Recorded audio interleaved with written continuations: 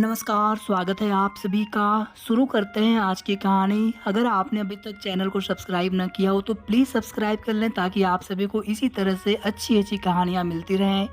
Video को आप सभी प्लीज़ लाइक कर दीजिएगा, शेयर भी आप सभी कर सकते हैं। आज तलाक के मुकदमे की पहली पेशी थी। चांदनी अकेले ही सुबह जल्दी आकर कोर्ट के बाहर बैठ गई थी। उसने पुरानी सी साड़ी पहन रखी थी। चेहरे पर कोई मेकअप नहीं था। वह उदास सी बैठी कोर्ट के खुलने का इंतजार कर रही थी। कुछ देर बाद संतोष भी आ गया। उसके साथ उसकी माँ, बहन और भाई थे। वह खुद की कार से आया था। जब उसकी नज़र चांदनी पर पड़ी तो वह उसे अनदेखा करके आगे बढ़ गया। 2 साल से चांदनी और संतोष अलग रह रहे थे। चांदनी एक अनाथ लड़की थी। बचपन में ही माँ बाप चल बसे थे। चाचा चाची ने पाल पोस कर उसे बड़ा किया था। कॉलेज के समय संतोष को चांदनी से प्यार हो गया और उससे शादी करने के लिए उसके पीछे ही पड़ गया था। संतोष अच्छे पैसे वाले परिवार से था, इसलिए चांदनी के चाचा ने यह रिश्ता स्वीकार कर लिया था। फिर चांदनी की शादी संतोष से हो गई। एक अनाथ लड़की को पैसे वाला परिवार मिल गया था। प्यार करने वाला पति मिल गया था। मानो चांदनी के भाग्य ही खुल गए थे। मगर आगे की जिंदगी चांदनी के लिए बहुत कठिन थी, क्योंकि उस घर में संतोष के अलावा चांदनी को कोई पसंद नहीं करता था। क्योंकि ये शादी संतोष के जिद के कारण हुई थी। संतोष की बहन, माँ, पिता, भाई सभी चाहते थे कि संतोष चांदनी को छोड़ दे। फिर षड्यंत्रों का दौर चला। रोज संतोष के सामने चांदनी को गलत साबित किया जाने लगा। संतोष कुछ समझ ही नहीं पाया। 1 साल होते होते संतोष को भी चांदनी से नफरत होने लगी थी। जब तक पति का साथ मिला तब तक चांदनी उन लोगों से लड़ती रही, लेकिन जब पति का साथ न मिला तो चांदनी अब टूटने लगी थी। उसका पति अब उसकी अपेक्षा करने लगा था। इसके बाद चांदनी अपने चाचा के यहाँ मायके आ गई थी, लेकिन यहाँ भी उसकी किस्मत ने उसके साथ छल किया। कुछ समय बाद चाचा चल बसे। चाची पहले से ही चांदनी से नाराज थी। चाचा के चले जाने के बाद चाची ने चांदनी को अपने घर से निकाल दिया। अब वह अनाथ के साथ बेघर भी हो गई थी। जैसे तैसे करके उसे ब्यूटी पार्लर में काम मिला। 4,000 रुपये महीना। कुछ पैसे रूम किराए में खर्च हो जाते। बचे पैसे से वह किसी तरह अपना खर्च चलाने लगी। संतोष का घर छोड़े उसे 2 साल हो गए थे। फिर चांदनी को एक नोटिस मिला जिसमें संतोष ने उससे तलाक मांगा था। आज कोर्ट में तलाक पर पहली सुनवाई थी। नाम पुकारे जाने पर वह कोर्ट रूम में आई। सुनवाई शुरू होते ही संतोष के वकील ने पहले तो शादी की झूठी दास्तान सुना दी कि मेरे क्लाइंट के साथ छल हुआ था। मासूम सी दिखने वाली चांदनी एक चरित्रहीन औरत है। न जाने कितने मर्दों के साथ इसके संबंध हैं। संतोष की माँ कई बार इसे रंगों हाथ पकड़ी। इसने छल करके धोखे से मेरे मुवक्किल को अपने प्यार के जाल में फंसाया और फिर शादी करके उसकी जिंदगी तबाह कर दी। कोर्ट ने चांदनी से पूछा, क्या आपका कोई वकील है? चांदनी ने ना में उत्तर दिया तो कोर्ट ने कहा कि अगर आप वकील नहीं कर सकती तो कोर्ट आपके लिए वकील देने की व्यवस्था कर सकता है। चांदनी बोली, मुझे वकील नहीं चाहिए जज साहब। जज बोले, क्या आप अपने ऊपर लगे आरोपों को स्वीकार करती हैं? चांदनी बोली, मैं किसी ऐरे गहरे चाहे कोई वकील ही क्यों न हो, मैं उनकी बातों पर विश्वास नहीं करती। यही सारे आरोप एक बार मेरे पति कह दें कि जो उनके वकील ने मेरे ऊपर आरोप लगाए हैं वो सब सही है, तो मैं सभी आरोपों को स्वीकार करती हूँ और तलाक के कागज़ों पर अभी साइन करके उन्हें हमेशा के लिए अपनी ज़िंदगी से रिहा कर दूंगी। जज बोले, मिस्टर संतोष, क्या आप अपने वकील द्वारा इनके ऊपर लगे आरोपों को सही ठहराते हैं? अभी कटघरे में आकर जवाब दें। क्योंकि यह एक औरत की अस्मिता और उसके सम्मान की बात है। संतोष कटघरे में आया और एक बार चांदनी की ओर देखा।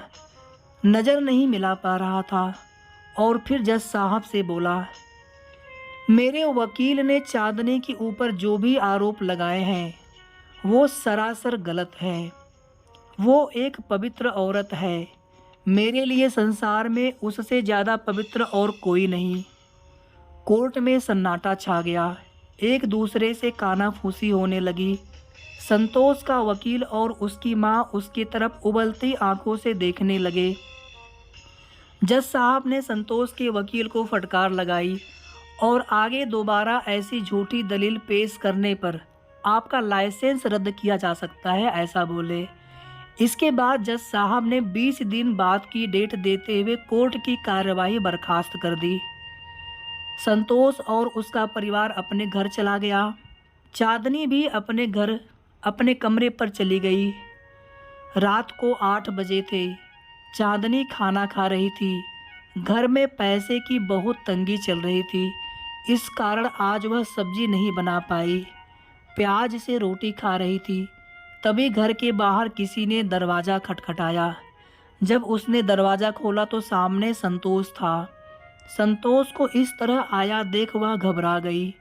वह कुछ बोल ही नहीं पाई। संतोष कमरे के अंदर आ जाता है। संतोष ने देखा एक थाली में प्याज और रोटी रखी थी। चांदनी हिम्मत करके पूछी, ऐसा क्या काम पड़ गया जो आप इतनी रात को यहाँ चले आए? संतोष बोला, तुमसे माफ़ी मांगने आया हूँ। मुझे नहीं पता था मेरा वकील तुम पर इतने घिनौने आरोप लगाएगा। चांदनी बोली, जब रिश्ता ही नहीं रहा तो माफ़ी मांगने का क्या मतलब? जाइए, मैंने आपको रिहा किया। मेरी पूरी ज़िंदगी दुखों में गुजरी, लेकिन आपने इस गरीब से प्यार किया, इसके लिए आपका शुक्रिया। आपने मुझे अपने घर की इज्जत बनाया, इसके लिए आपका शुक्रिया। संतोष बोला, एक बात कहूँ? चांदनी बोली, क्या? संतोष बोला, माफ़ कर दो मुझे। चांदनी बोली, किस लिए? संतोष आगे बोला, तुमसे गलत व्यवहार के लिए, तुम पर भरोसा न करने के लिए। मेरा पूरा परिवार तुम्हें घर से निकालना चाहता था। मैं भी उनकी बातों में आ गया, इसके लिए मुझे माफ़ कर दो। चांदनी बोली, जाओ, माफ़ किया और मैं अब कोर्ट नहीं जा पाऊंगी। तलाक के कागज़ भेज देना, मैं साइन कर दूंगी। संतोष बोला, एक आखिरी इच्छा है, पूरी करोगी क्या? चांदनी बोली, क्या? संतोष बोला, आज आखिरी बार तुम्हारे साथ बैठकर खाना खाना चाहता हूँ, खिलाओगी? चांदनी बोली, मेरी गरीबी का मजाक उड़ाने आए हो क्या? संतोष बोला, नहीं, आज आखिरी बार कुछ पल तुम्हारे साथ जीना चाहता हूँ। तुम मेरा पहला और आखिरी प्यार हो। चांदनी बोली, चलो मेरे घर से बाहर निकलो। संतोष बोला, मेरी आखिरी इच्छा भी नहीं पूरी करोगी क्या? वह बोली, जो इंसान सही और गलत में अंतर नहीं कर पाता, मैं उसके साथ एक पल नहीं बिताना चाहती। संतोष बोला, एक और मौका दे दो, मैं अपनी गलतियों को सुधारना चाहता हूँ। मैं तुम्हारे साथ पूरी ज़िंदगी बिताना चाहता हूँ, मुझे माफ़ कर दो यार। चांदनी बोली, क्या बार बार माफ़ी मांग रहे हो? मुझे आपसे कोई शिकायत नहीं है। बचपन से लेकर शादी तक मैंने कभी चाहा ही नहीं कि कोई मुझे प्यार करे। भगवान ने मेरी किस्मत ही ऐसी बनाई है। फिर रोटी और प्याज दिखाते हुए बोली, ये जो खाना देख रहे हो ना, यही मेरा प्रिय भोजन है।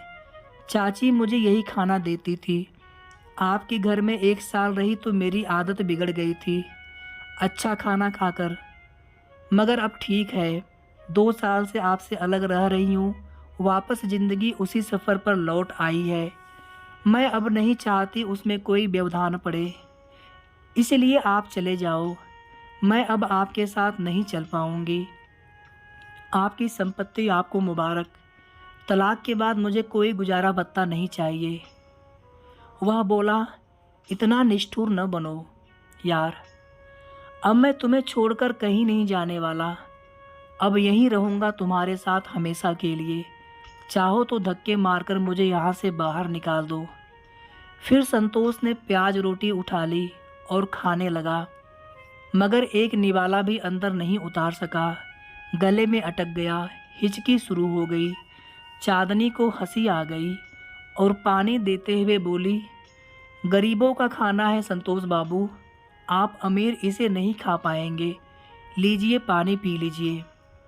उसे हंसते देखकर संतोष चांदनी की तरफ एकटक देखने लगा। इसी प्यारी सी मुस्कान पर तो वह फिदा हो गया था। वह पानी पीते हुए भी उसी की तरफ देख रहा था। चांदनी उससे नज़रें नहीं मिला सकी, इसलिए नज़रें झुका ली। संतोष ने उसका हाथ पकड़ लिया और बोला, चंदू, एक मौका मुझे दे दे यार, मैं तुम्हारे बिना नहीं जी पाऊंगा। चांदनी ने हाथ छुड़ाते हुए बोला, 2 साल हो गए, मेरे बिना ही तो रह रहे हो। वह बोला, रह कहाँ रहा हूँ, हमेशा तुम्हारी याद आती रहती है। हमेशा दरवाजे की तरफ नज़रें टिकाएं कि काश तू लौट आए। आओ लौट चलें, मुझे तुम्हारे साथ जीना है। चांदनी बोली, मेरा हाथ छोड़ो। वह बोला, नहीं छोड़ूंगा। फिर चांदनी ने प्यार से बोला, हाथ छोड़ो, तो उसने हाथ छोड़ दिया। फिर चांदनी उसके थोड़ा नज़दीक हुई और झपटकर उसके सीने से लग गई और ज़ोर ज़ोर से रोने लगी। संतोष ने भी कसकर उसे अपने सीने से लगा लिया और खुद भी ज़ोर ज़ोर से रोने लगा। कहानी कैसी लगी आप सभी कमेंट करके ज़रूर बताएं। अगर अच्छी लगी हो तो वीडियो को प्लीज़ लाइक कर दीजिएगा, शेयर कर दीजिएगा। इसी तरह की अच्छी अच्छी कहानियाँ सुनने के लिए आप सभी चैनल को भी ज़रूर सब्सक्राइब कर लें। धन्यवाद।